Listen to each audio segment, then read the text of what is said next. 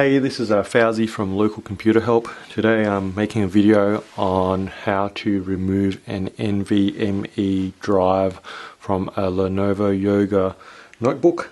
It's a Lenovo Yoga 37013IKB modeled laptop. Now, this laptop here obviously is a slimline model, so obviously it has an NVMe drive, which is nice and small. Keeps all your data safe as well. This back case here, I've removed the last screw. There's 1, 2, 3, 4, 5, 6, 7, 8, 9 screws to remove from the black lid. This one here, if you can see here, is a 6-tip T5 screwdriver, which is obviously like a 6-star screw tip, which obviously you'll require to open this case. From here we simply pop off the back cover here,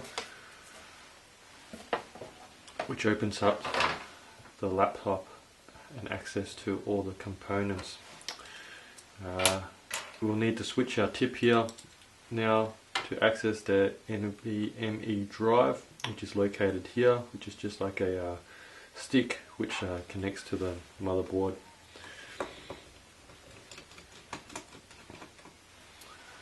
As simple as that. It's secured by usually one small screw, which requires just a Phillips head screwdriver and easily clips out of the motherboard just like that.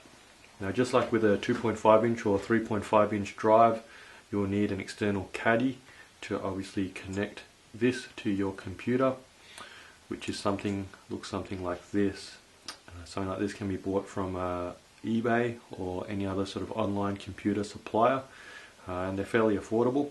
So something like this, all you need to do here is to clip this into this caddy here, and obviously secure this with that little screw once again, or the screw that they will supply with the caddy.